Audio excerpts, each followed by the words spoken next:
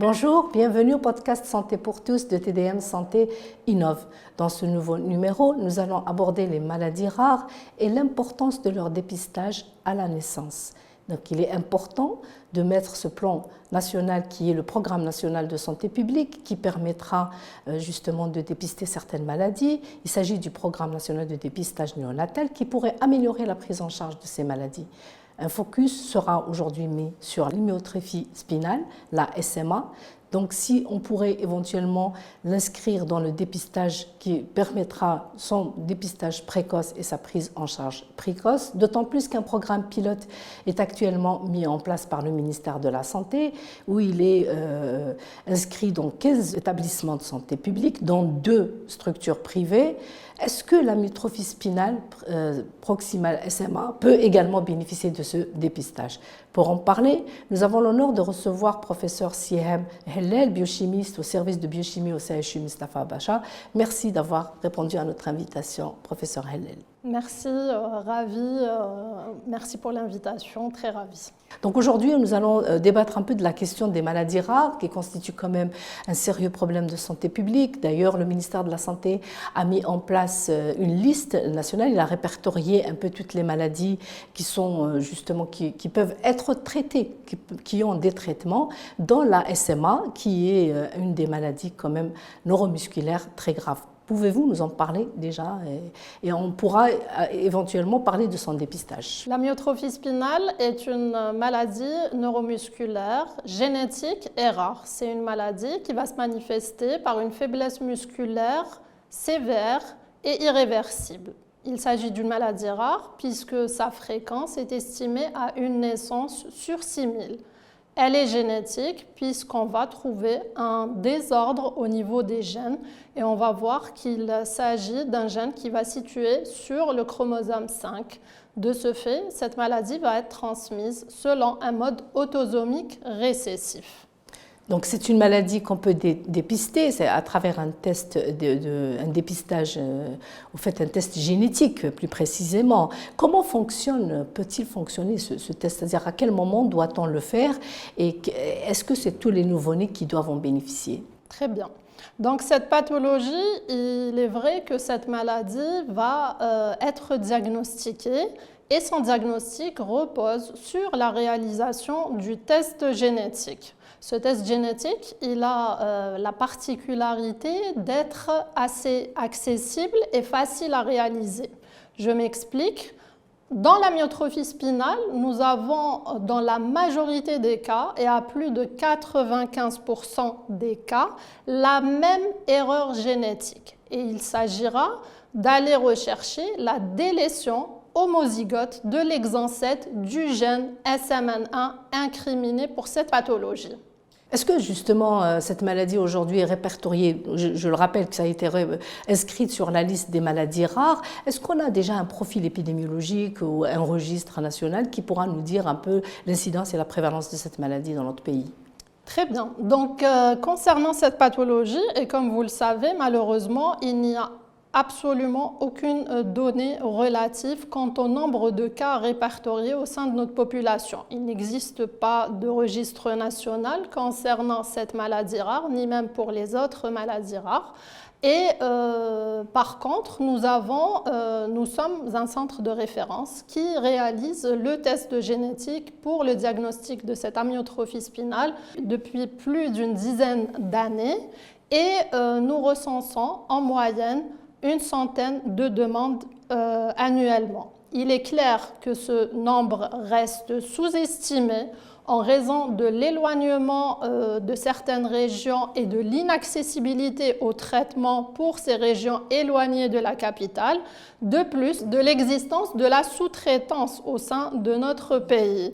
Ce qui fait que ce nombre reste approximatif, mais il nous indique sur le nombre de patients réellement présents. Effectivement, si elle a été inscrite donc sur la liste des maladies rares, cela veut dire que son incidence est quand même importante. Est-ce qu'on peut revenir un peu sur les facteurs de risque ou bien comment survient cette maladie? Très bien. Donc cette maladie est, comme je l'ai dit, transmise selon un mode autosomique récessif et que pour être malade, il faudra avoir 2 copies qui vont présenter cette délétion du gène. Après, cette maladie, sur le plan génétique, elle présente une particularité. C'est que ce gène SMN1 est présent en association en même temps que son pseudogène. Comme son nom l'indique, il va être ressemblant au gène SMN1 à la différence de 5 paires de bases, ce qui est très minime. Mais nous allons voir que c'est le gène SMN1 qui est responsable de la production de la protéine qui est nécessaire au fonctionnement au niveau du motoneurone et que le SMN2, quant à lui, il est présent, mais il ne produira qu'une minorité. On estime que 5 à 10% de la protéine active serait produite par ce gène SMN2. Donc une maladie héréditaire qui peut toucher beaucoup de membres de la même famille. Tout à fait. Il s'agit d'une maladie héritée dans plus de 95% des cas. Encore une fois, c'est assez homogène concernant cette pathologie.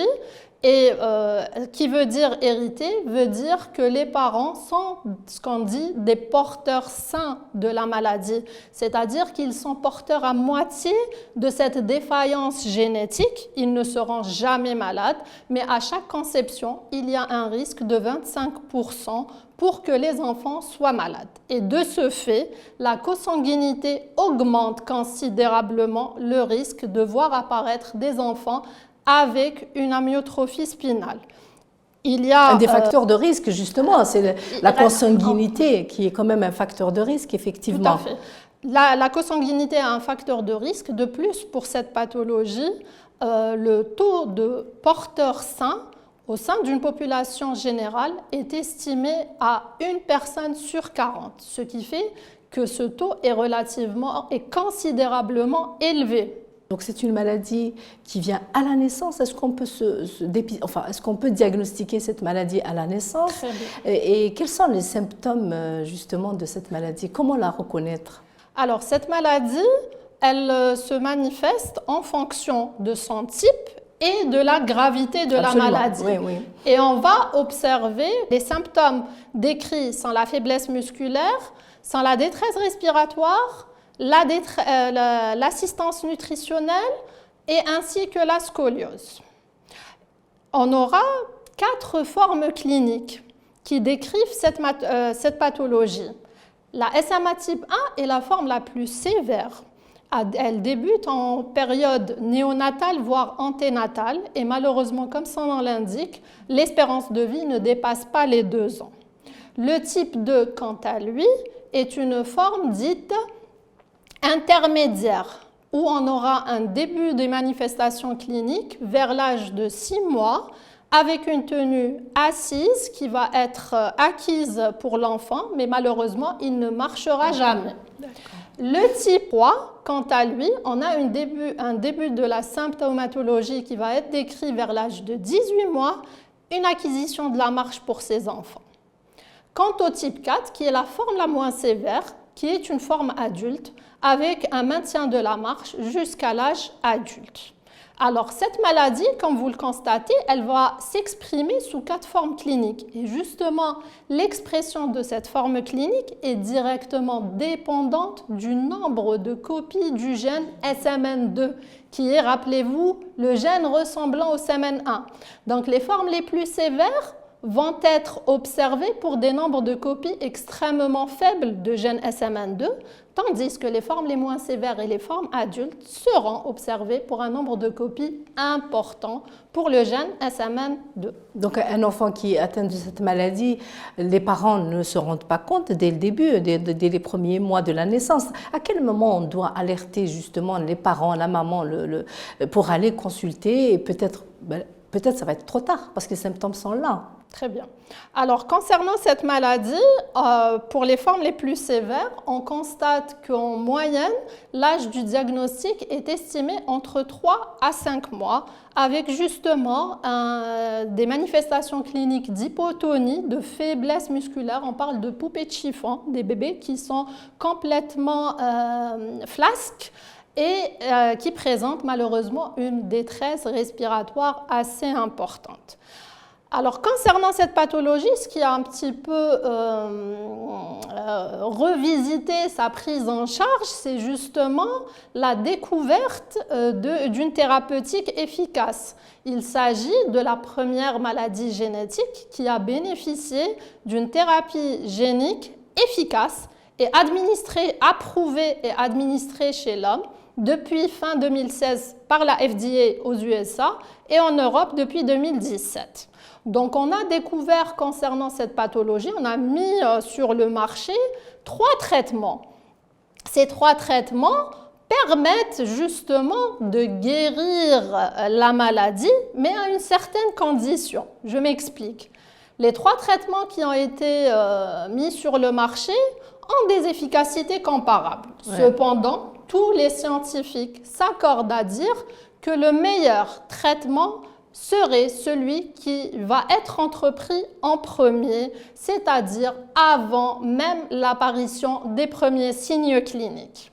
Et justement, d'ailleurs, vous avez expliqué tout à l'heure que cette maladie, sa prise en charge est multidisciplinaire, d'autant plus que vous parlez de l'insuffisance respiratoire, de la scoliose et puis surtout les problèmes neuromusculaires. Est-ce qu'aujourd'hui, cette prise en charge est réellement organisée? Alors, concernant la prise en charge de cette pathologie, tout à fait.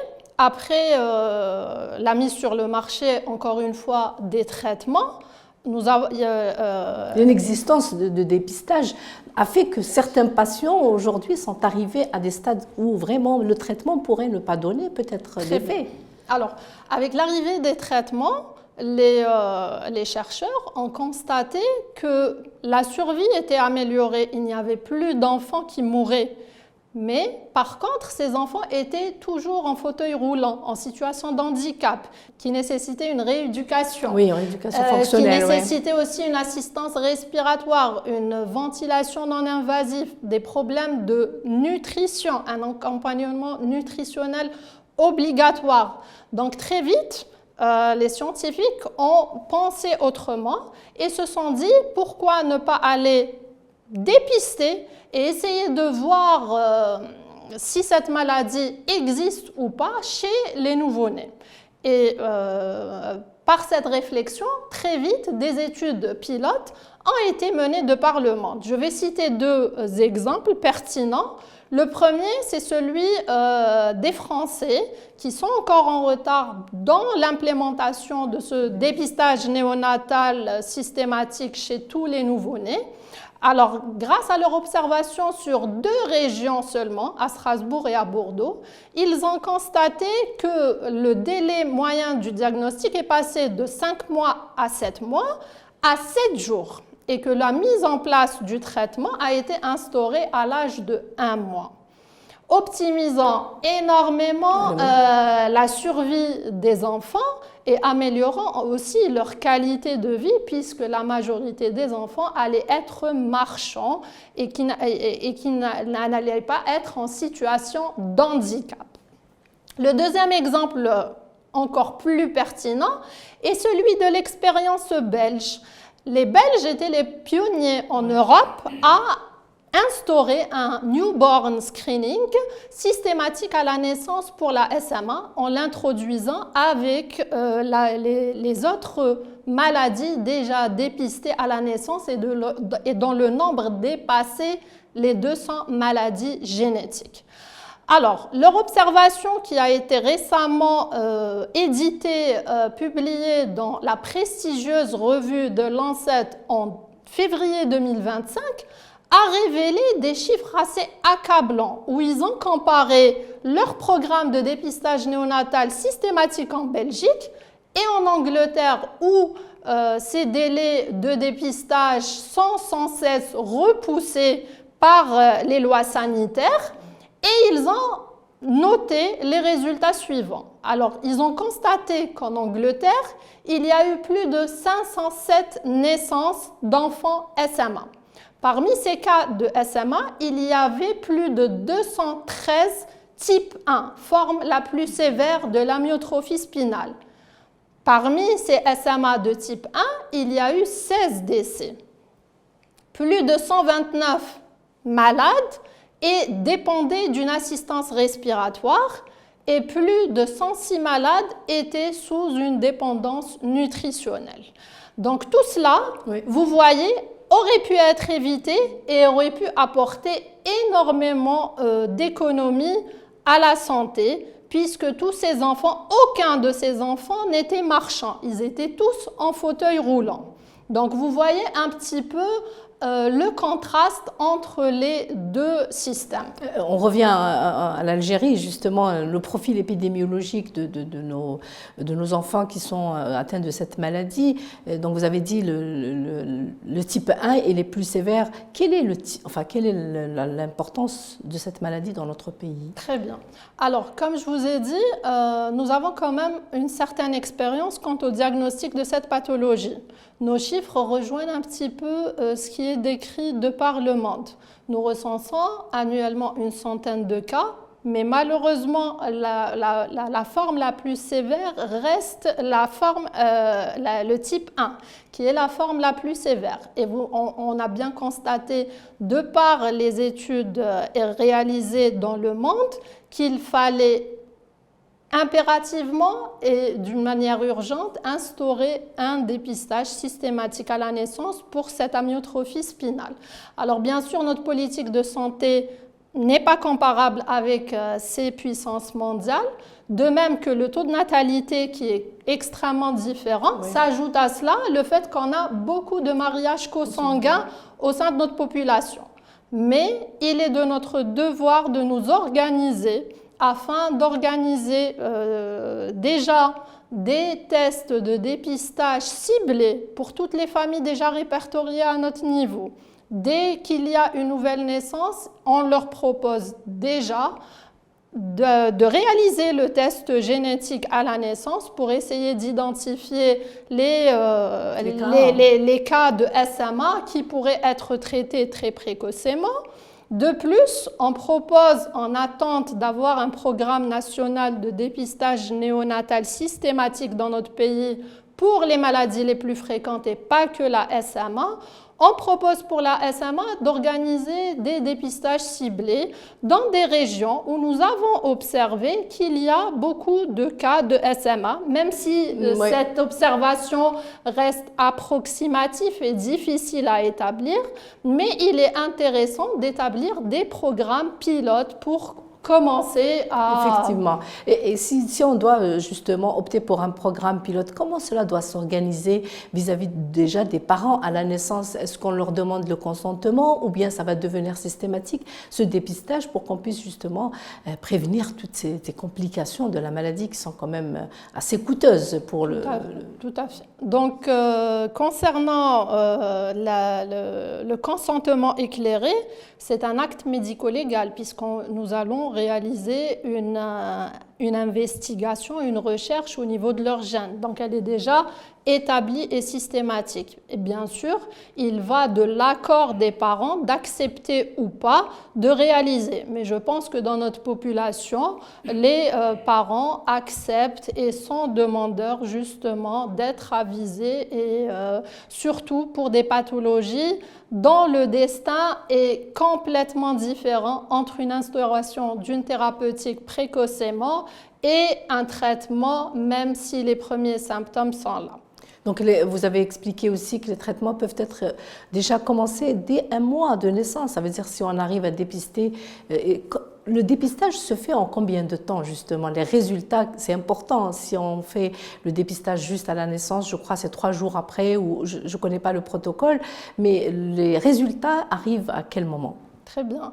Donc, comme je vous ai dit encore une fois, pour la SMA, on a la chance d'avoir une seule erreur génétique qui va être retrouvée à plus de 95%. En génétique, c'est assez rare et c'est une chance pour la simple raison que la technique va être extrêmement simple à réaliser.